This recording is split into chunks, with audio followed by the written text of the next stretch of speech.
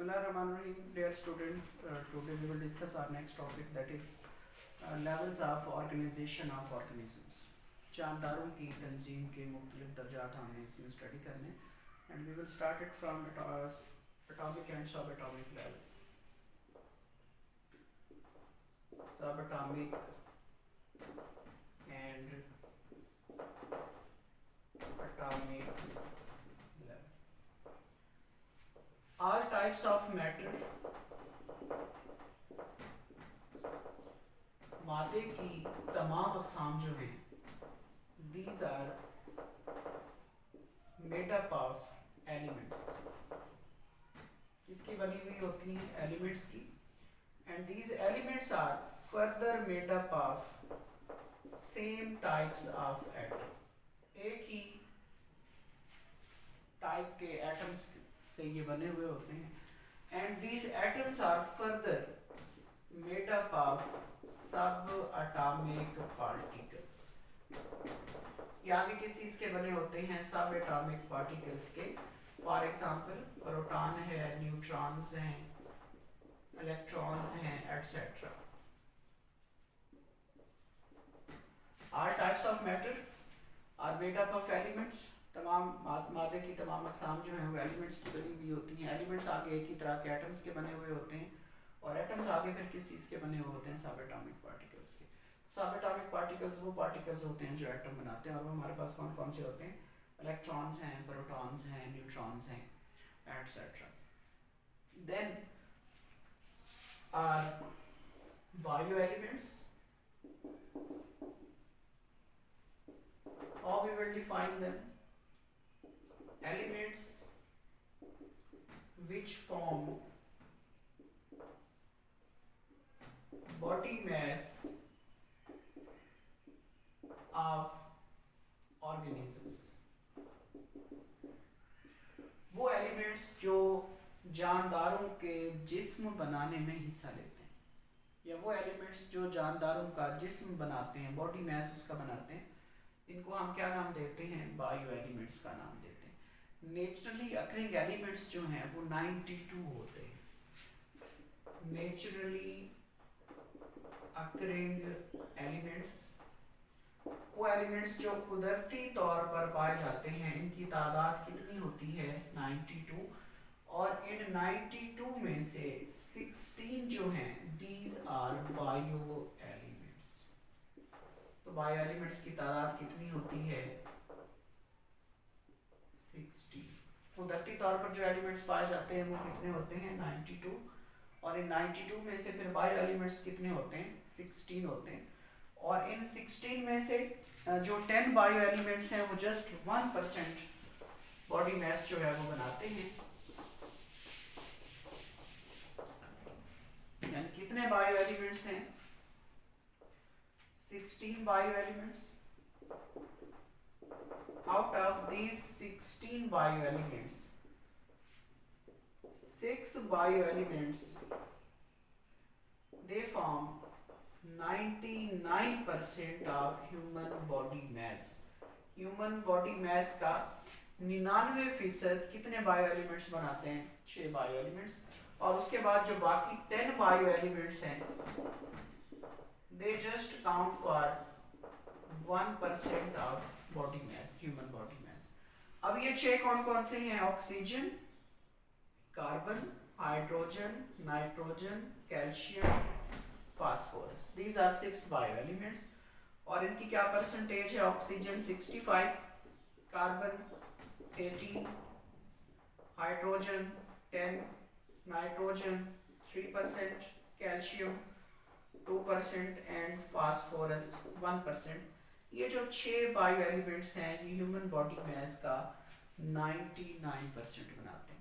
और बाकी जो 10 बायो एलिमेंट्स हैं उसमें हमारे पास पोटाशियम है, सल्फर है, सोडियम है, क्लोरीन है, मैग्नीशियम है, कॉपर है, जिंक है, मैंगनीज है, आयरन है.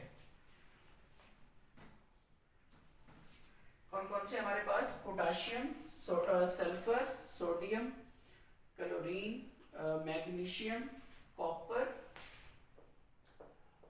इसके अलावा जिंक है, मैंगनीज है, आयोडीन है और आयरन। तो ये कितने हो गए? ये 10 बायो एलिमेंट्स हैं और ये जस्ट कितने परसेंट बनाते हैं? 1% बॉडी मास बनाते हैं। तो वो एलिमेंट्स जो जानदारों का बॉडी मास बनाते हैं, जानदारों का जिस्म का कोई जिस्म के हिस्से बनाने में इस्तेमाल होते हैं, उनको हम क्या नाम देते हैं? बायो एलिमेंट्स का नाम देते हैं। इसके बाद जो नेक्स्ट लेवल है वो है हमारे पास मोलेकुलर लेवल।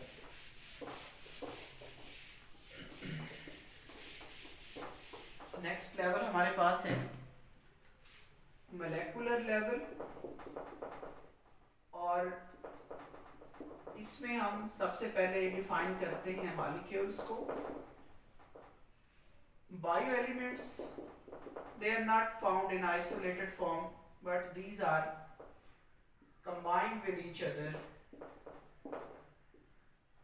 एलिमेंट्स या बायो एलिमेंट्स अकेले अकेले नहीं पाए जाते, बल्कि ये एक दूसरे के साथ जुड़ते हैं थ्रू आयनिक और कोवलेंट बॉन्ड।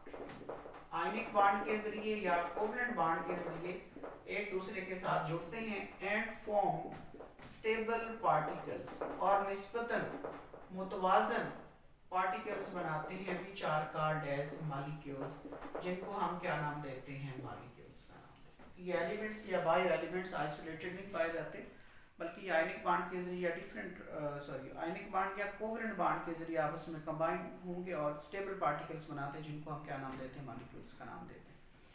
और ये मॉलिक्यूल्स जो हैं, these are further are of two types. One are micro molecules which have low molecular weight, जिनका मोलेकुलर वेट क्या होता है? कम होता है, उनको हम क्या नाम देते हैं? माइक्रो मॉलिक्यूल्स का नाम देते हैं। फॉर एग्जांपल वाटर है, कार्बन डाइऑक्साइड है, ग्लूकोज है, ये कौन सी कैटेगरी में आते हैं?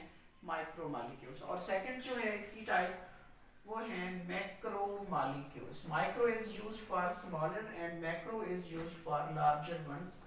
So what are macromolecules? How we will define it? Those molecules which have high molecular weight, जिनका molecular weight क्या होता है? ज़्यादा होता है, उनको हम क्या नाम देते हैं? macromolecules कहते हैं। For example, proteins, starch, lipids, etc. These are macromolecules। तो अब माइक्रोमोलिक्यूल्स कौन से होते हैं? जिनका मोलेकुलर वेट क्या होता है? कम होता है। और जो मैक्रोमोलिक्यूल्स होते हैं, उनका मोलेकुलर वेट क्या होता है? ज़्यादा होता है। इसके अलावा ये जो मॉलिक्यूल्स होते हैं, these are building blocks। क्या होते हैं ये? बिल्डिंग ब्लॉक्स हैं। ये आगे मिलकर फिर डिफरेंट ऑर्गेनिजम्स को बनाने या उनकी बॉडी को बनाने में इस्तेमाल होते हैं। और इनके अंदर जो कॉम्प्लेक्सिटी होती है, ये कॉम्प्लेक्स भी होते हैं वो इन बॉन्ड्स की वजह से, ये क्या होते हैं? ज़्यादा कॉम्प्लेक्स भी होते हैं। So this is our next level, that is molecular level or molecule level. After that, these different molecules or biomolecules, they will combine with each other and will form organelles. Next is organelles level and cellular level.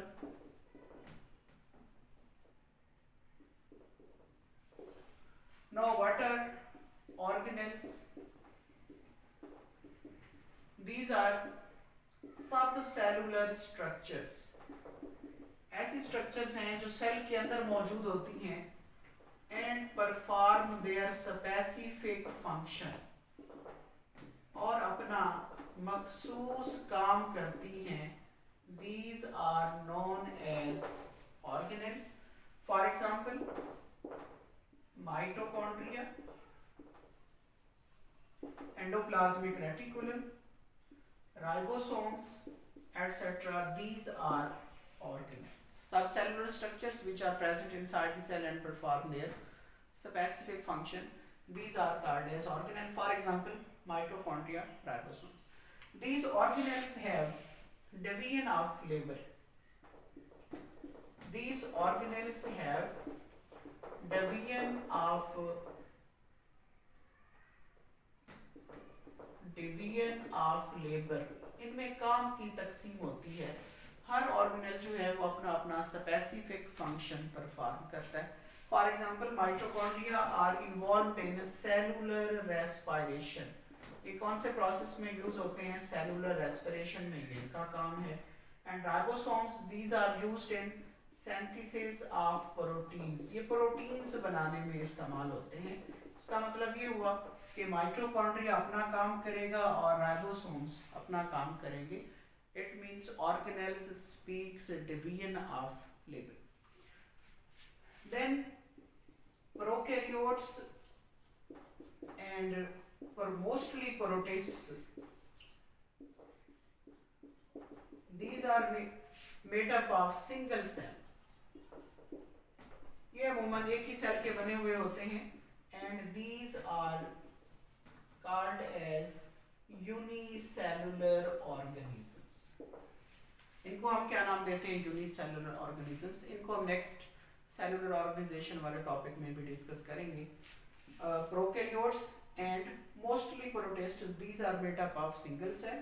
All activities will be performed by the single cell and these are known as unicellular organisms, while all other groups which are eukaryotes, then these may be made up of different cells, ये ज़्यादा cells के भी बने हुए होते हैं। and if these are made up of many cells, then these are called as multi cellular organisms, इनको हम क्या नाम देंगे? मल्टी सेलुलर ऑर्गेनिजम्स का नाम देते हैं।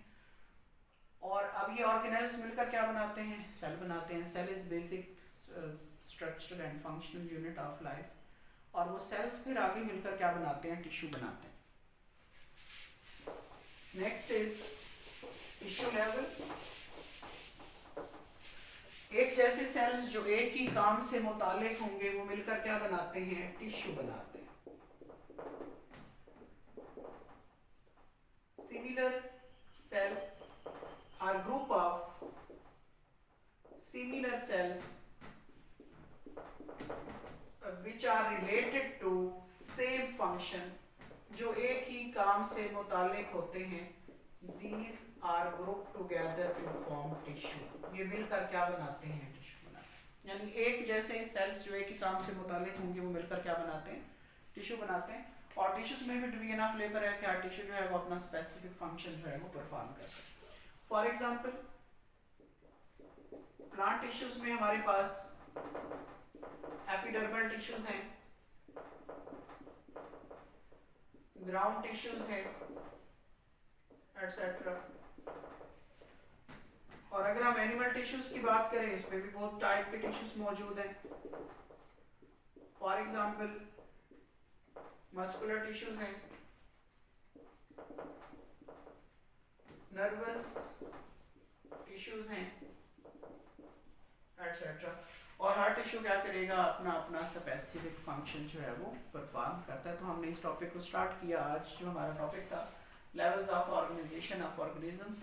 उसमें हमने सबसे पहले डिस्कस किया सब एटॉमिक और एटॉमिक लेवल को, फिर उसके बाद हमने डिस्कस किया मोलेकुलर लेवल को, उसके बाद फिर हमने डिस्कस किया ऑर्गेनेल्स को, सेल्स को, और उसके बाद टिश्यू को। Thank you.